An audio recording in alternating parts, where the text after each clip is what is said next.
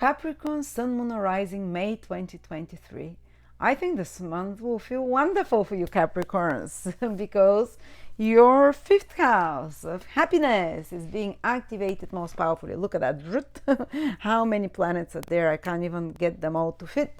That's a very lucky house for Capricorn. But let's start with the first important event, which is an eclipse in your 11th house. It does not directly affect you unless you have planets in Scorpio. To know that, you can check my personal transit calendar, which I've developed for you. It renews every 5 to 7 days for free for a week ahead, but you can look at the whole year or month ahead just for $6 per month. And then you'll see if the eclipse falls on a personal planet for you, then it totally changes your life.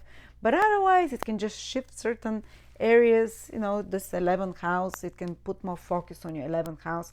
For example, it can mean the completion of some long-term goal or dream of yours that you've been working on, because the full moon eclipse is about something coming to a completion, seeing results of it.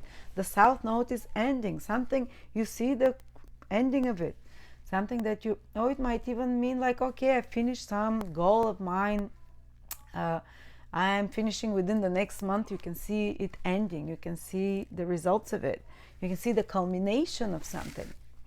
On another level, it can mean that you abandon some long-term goal or wish that has outplayed its role for you, or that is no longer realistic, or that it's not giving you the same satisfaction. But on a more personal level, this 11th house is your social circle, network, friends. And Scorpio means, is there toxicity there? Is someone being predatory? Is someone taking too much or being manipulative? You're going to become quite aware of that. You might even, some crisis situation might happen with a friendship, or in the life of a friend, or with someone from your clients or your social media. 11th house rules your following, your clients, your friends, your acquaintances, your colleagues, people in your life, pretty much. Your social environment, whether it's online or offline.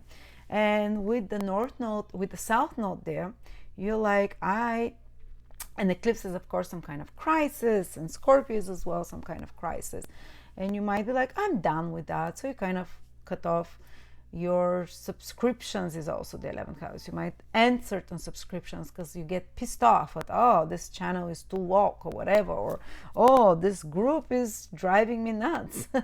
They're too misogynistic or racist or whatever. So something that you feel it's poisonous in your life, that you belong to a group, or you might end it. You might end participating in your knitting circle or in your mother's group or whatever it is. Or you might just cut it off, a relationship with a friend, or just cleanse off your Facebook or your Skype contacts or your Messenger or the channels you follow on Telegram, or something to do with people that you're in contact with socially, that there might be some kind of realization, then cleansing, because very cleansing eclipse with Scorpio energy, and it's very sudden. Uranus participates, you cut it off.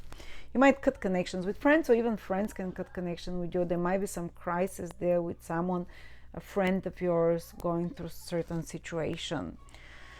Okay, but otherwise, I don't know, and it's not a guarantee that every one of you will go through the same experience, the same kind of culling of social and people, and on another level, it's the fifth house. These are celebrities you might follow, that you like. You might also cut off such influences because Uranus is here.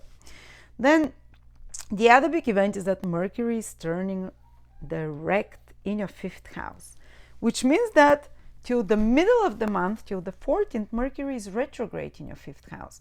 Sometimes it can mean that someone from the past, love interest, can come back.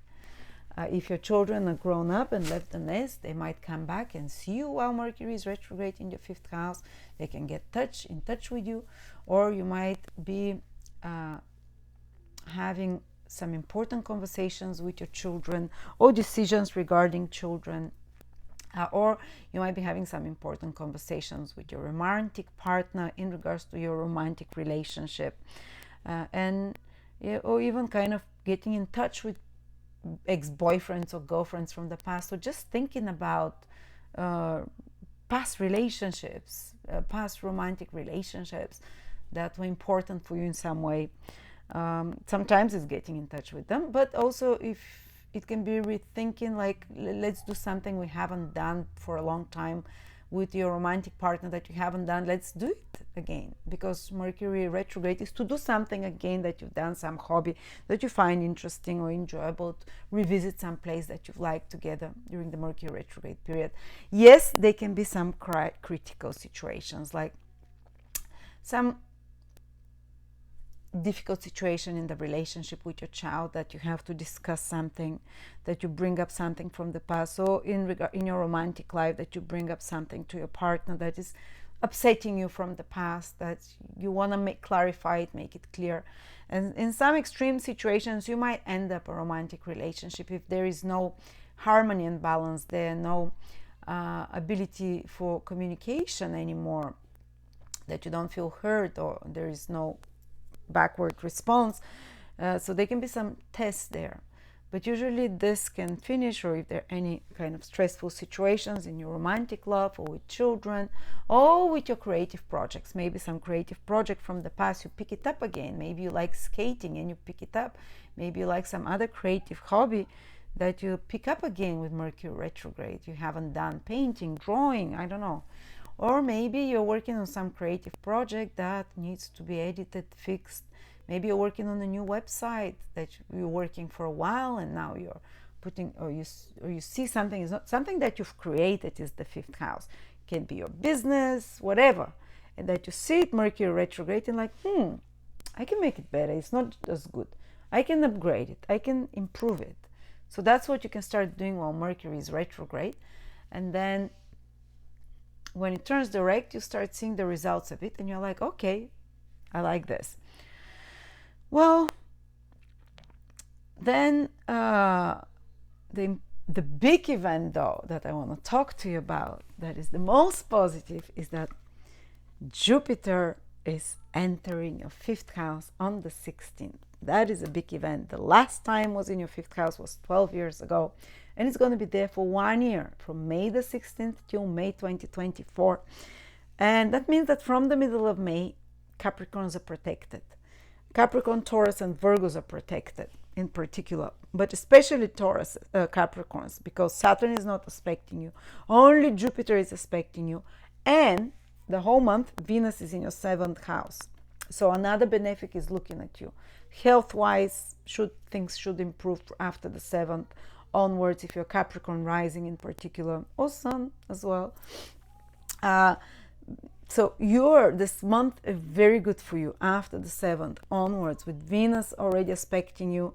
Good things can come to you in relationships already this month, romantically as well, or pleasant experiences with other people, better interactions with others, help to you from others. But the moment Jupiter enters your fifth house, you would feel such a rise in your vibration. Fifth house is house of high vibration, is one of the self houses. It's almost like it's like another you energy there. So you're gonna feel like Jupiter is almost like transiting your sign, and you're gonna feel uplifted, more optimistic. You're gonna feel more energized.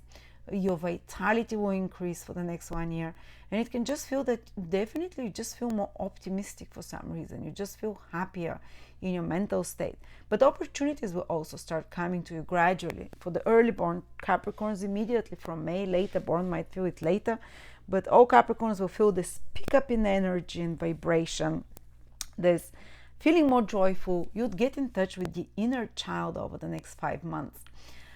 You'd feel that you're luckier at the right place at the right time. If it's your Sun in Capricorn, you can have career growth and opportunities, or very good developments with important men in your life, or help from important men. Or if your Moon is in Capricorn, you can be more fertile. You can be lucky in your private love, romantically as well. Emotionally and mentally, you'd feel happier, and anything to do with home and property can be lucky and positive. If it's your Ascendant in Capricorn, you can definitely, your love life can improve. You can meet someone, fall in love like happily for the next 1 year, sometime of the next 1 year. or you can renew your personal love life. You can become more creative for the Sun, Moon, or Ascendant, for all of them. You can have creative ideas. You can start a business. Fifth house is anything that is your own idea that came to you. And it can also learn some skill that brings you a lot of joy, because Jupiter rules your third house. You can also do creative communications or anything creative that requires media, and you can put a lot of humor and your own personal touch, whether you make a blog or you write a book or a vlog or a video, an article. So you mix creativity with writing and speaking and communications, and you get this. Also, Jupiter rules your 12th house, which is very imaginative, in the house of creativity. Of course, it can be some, and also foreign countries, romantic house, fifth house. They can be something connected to romance, connected to foreign countries, faraway place, or private romance, hidden romance. 12th house is hidden. Fifth house is pregnancy, babies, adding a child to the family, being more fertile. And most times people don't have babies when Jupiter transits their fifth house. People might create something new. They use it as they can become more playful. They can feel more alive, more in touch with the inner child. They can spread their wings and feel inspired, have more fun. The normal average Joe usually would start having more fun, going to the pub more, drinking, going dancing more, maybe if they have hobby, whatever hobby it is, doing more of it and enjoying itself. But even that, it's kind of upliftment in the level of the quality of your life. You can have some creative idea that comes to you. Might not develop it immediately, but it comes as an idea over the next 1 year. Then the fifth house, also I think it's overall, it's the self, the confidence. This is one of the self houses. So the confidence, the strength, the vitality that you have should improve. The love life, as we said, or just feeling in love with life more. Life feels more meaningful, more purposeful.